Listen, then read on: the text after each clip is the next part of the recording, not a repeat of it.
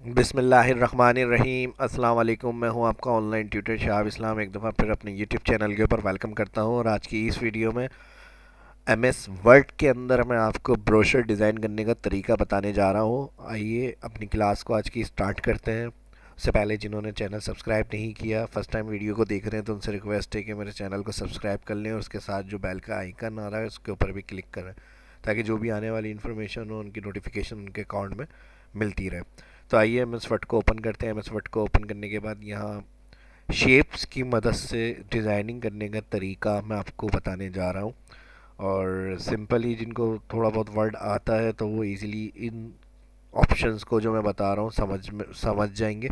और अगर जो फर्स्ट टाइम यूज़ कर रहे हैं या जिनको नहीं पता, उनके लिए भी मैं बताऊंगा कि मेरा चैनल पे जाएं शाह इस्लाम, और वर्ड की कुछ क्लासेस मैंने पहले भी अपलोड की हुई हैं, उनसे जाकर हेल्प ले सकते हैं। इसके अलावा इंशाल्लाह जो आने वाली वीडियोस होंगी उसकी पूरी सीरीज़, जिस तरह एक्सेल बेसिक सीरीज़ चल रही है, वर्ड की पूरी कंप्लीट मेन्यू के साथ, कंप्लीट एमएस ऑफिस के सारे ट्यूटोरियल वीडियो बना के मैं इसके ऊपर अपलोड करूँगा इस चैनल पे। तो फ़िलहाल आइए जिस तरह मैं स्टेप से इसके अंदर आपको समझा रहा हूँ उस स्टेप के मेरे साथ इसको बनाएं और फिर प्रैक्टिस करिएगा, जिस तरह इंशाल्लाह समझ में आ जाएगा। फिर भी अगर कोई बात समझ में ना आए तो कमेंट करके पूछ सकते हैं। सबसे पहला काम हमें क्या करना है, अगर डिज़ाइन देना है तो ऊपर टॉप में ब्रोशर के बहुत से डिज़ाइन होते हैं, अलग अलग फॉर्मेट। और मेन ये भी मैं बता दूं, सिर्फ सॉफ्टवेयर जो है ये वर्ड ब्रोशर का नहीं है, एज अ यूज़ कर सकते हैं। शेप्स वगैरह जो होते हैं इसमें इंसर्ट मेन्यू के अंदर, उनको यूज़ में लेते हुए हम अपना वर्किंग का काम जो भी मतलब इस तरह का है वो इसके अंदर कर सकते हैं। लेकिन मेन जो सॉफ्टवेयर होता है एम एस वर्ड, ये नॉर्मली टाइपिंग के काम के लिए, लेटर सीवी वगैरह बनाने के लिए यूज़ किया जाता है। लेकिन इसको हम एज कार्ड वगैरह डिज़ाइन करना है, या जिस तरह मैं शेप्स वगैरह को बता रहा हूँ, आप शेप्स की मदद से आज आपको ब्रोशर बताने का तरीका बता रहा हूँ, तो वो भी एज अ डिज़ाइनिंग के तौर पर हम इसको यूज़ में ले सकते हैं। इससे पहले भी मैंने काफ़ी डिज़ाइन और रेज्यूम सीवी वगैरह का बताया आपको शेप्स को यूज़ करते हुए।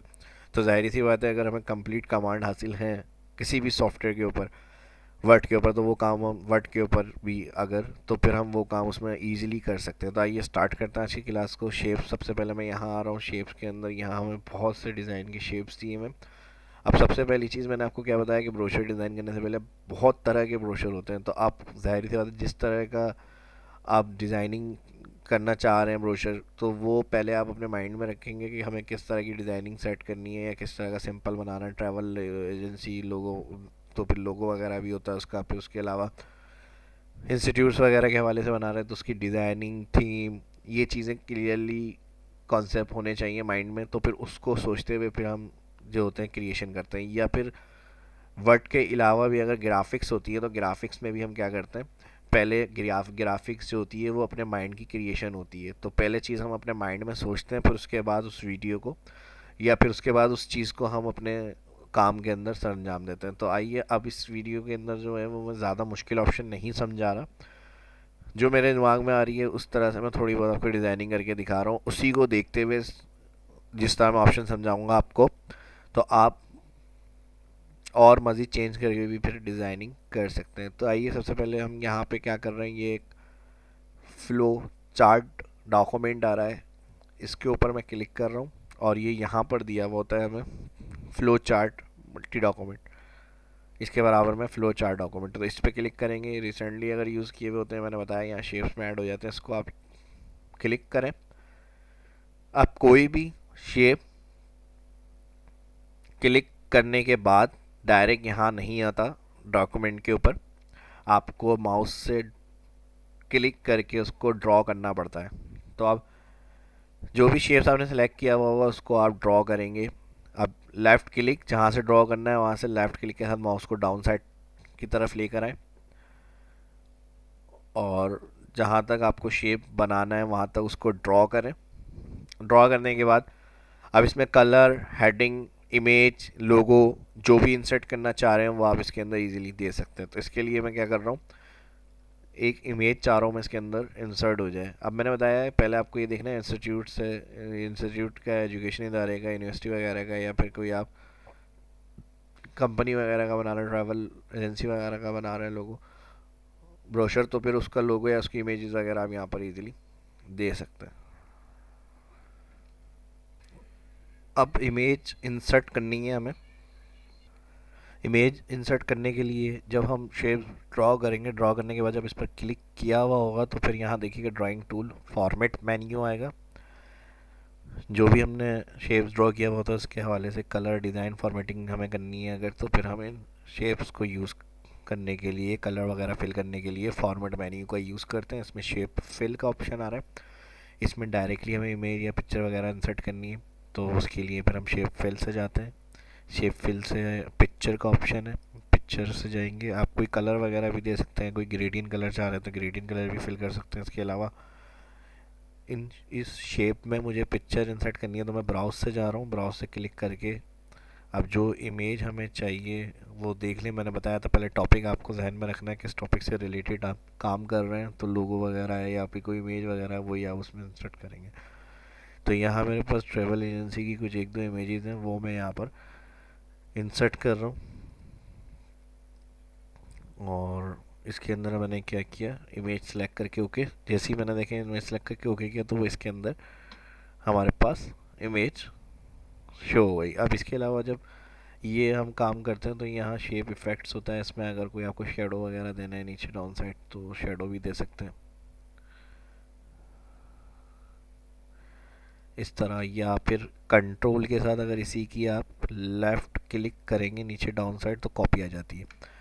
आप मज़ीद डिज़ाइनिंग को चेंज भी कर सकते हैं थोड़ा सा। मैंने क्या किया, कंट्रोल लेफ़्ट क्लिक से नीचे की तरफ माउस किया तो कॉपी आ गई। अब ये फ्रंट पे आ रही है, मुझे इसको बैक करना है तो मैं क्या करूँगा, यहाँ ड्राइंग टूल फॉर्मेट मेन्यू और यहाँ पर दिया हुआ है हमें सैंड, सैंड में आएंगे यहाँ से सैंड टू बैक। जैसे ही सेंड टू बैक किया तो देखिए ये डिज़ाइन जो था बैक साइड की तरफ हो गया। इसको मैं यहाँ पर जो टॉप आ रहा है इससे थोड़ा सा मैं रोटेट कर रहा हूँ और इसको मैं यहाँ से बड़ा कर रहा हूँ। ये भी एक तरह का आइडिया है, डिज़ाइनिंग आप अपनी मर्ज़ी से भी कर सकते हैं, जितना अच्छा डिज़ाइन देना है वो आप देखते हुए उसके अंदर वर्किंग कर सकते हैं। या कोई ग्रेडियंट फिल करना है कलर तो यहाँ से कोई ग्रेडियंट कलर भी दे सकते हैं। यानी इसका जो ये मैंने शेडो स्टाइल दिए क्लियर कर रहा हूँ। तो शेप इफेक्ट्स आए, प्रीसेट में आए, यहाँ नॉर्मल कर देते हैं इसको।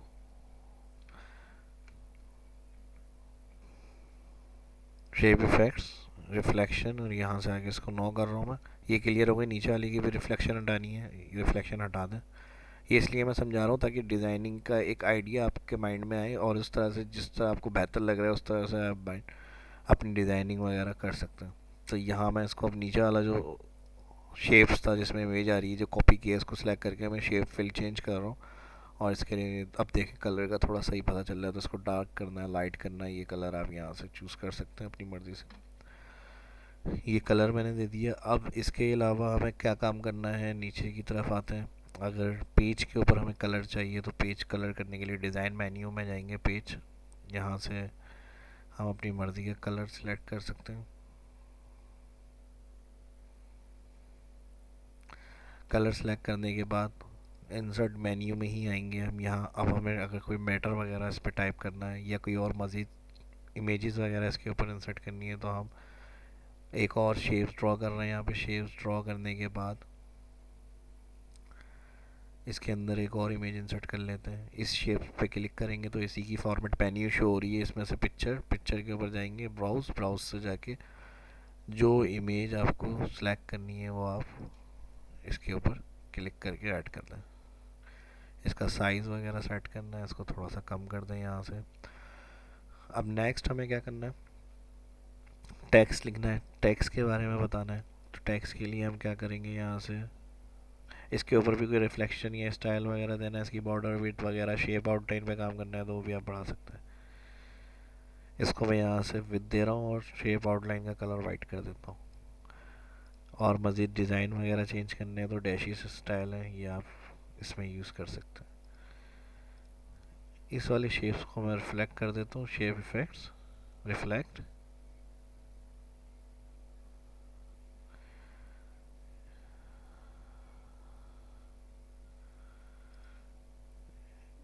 इस तरह से थोड़ा सा ही। अब हम क्या करेंगे नेक्स्ट, हमें करना है टेक्स्ट। टेक्स्ट के लिए इंसर्ट मेन्यू में ही जा रहा हूँ मैं दोबारा से, शेप्स, अब अगर कॉलम में टेक्स्ट चाहिए तो हम इस तरह से शेप्स ड्रॉ करेंगे। कंट्रोल से इसको मैं सेट कर रहा हूँ पहले, फिर कंट्रोल से इसी की मैं कॉपी ले लेता हूँ। यानी 3 कॉलम में हम टेक्स्ट चाह रहे हैं आ जाए, तो फिर हम क्या कर रहे हैं, 3 अलग अलग कॉपी। इसको और थोड़ा सा कम कर देता हूँ और यहाँ सेट कर देते हैं। बाकी अब जो टैक्स होगा उसके लिए राइट क्लिक, फर्स्ट शेप में ऐड टैक्स। आप जो मैटर है वो यहाँ पर क्या करेंगे, टाइप। मैटर टाइप करने के बाद अब इसके अंदर अगर कलर आपको चेंज करना है तो आप इसका शेप फिल वाइट कर दें और टेक्स्ट कलर जो होगा वो ब्लैक कर दें। ये भी सही है, या फिर कलर थीम आप अपनी मर्ज़ी से भी रख सकते हैं। इसी को मैं सेलेक्ट करके कॉपी कर रहा हूँ। कॉपी करने के बाद कंट्रोल वी, या फिर मैं इसको डिलीट कर देता हूँ। डिलीट करने के इसी की मैं कॉपी ले लेता हूँ। Control left click, copy. तो इस तरह से हमारे पास क्या होगा, ये जो टैक्स होगा वो कॉलम्स में आ जाएगा। इसको हम एरो से भी डाउन अप लेफ्ट राइट करके सेट कर सकते हैं।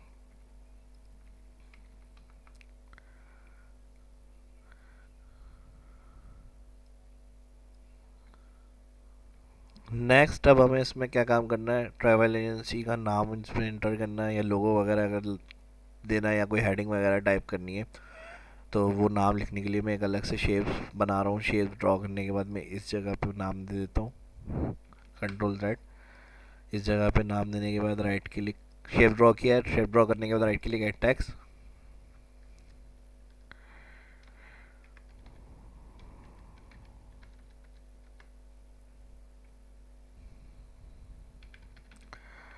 ट्रैवल एजेंसी नेम, इसको मैं एंटर कर रहा हूँ। नेक्स्ट लाइन में ला रहा हूँ नेम हेयर। जो भी नाम होगा जिसका आप ये काम कर रहे हैं तो वो नाम आपको यहाँ पे एंट्री करनी है।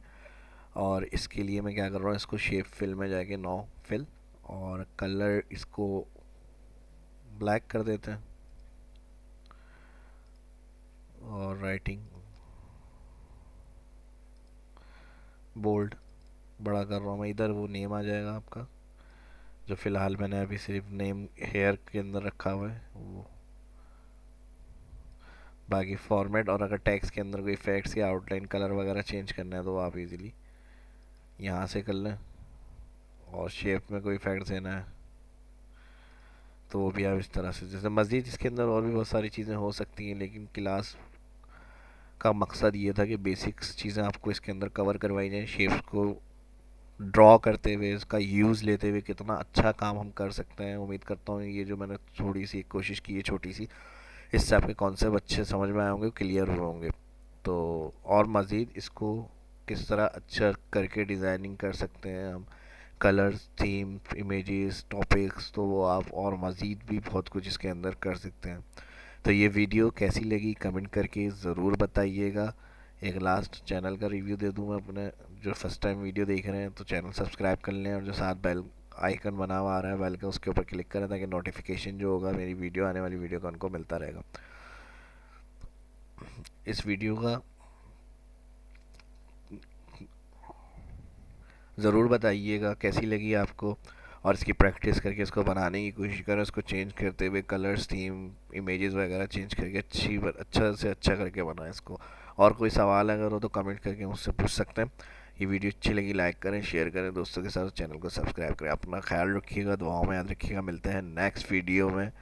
अल्लाह हाफिज़।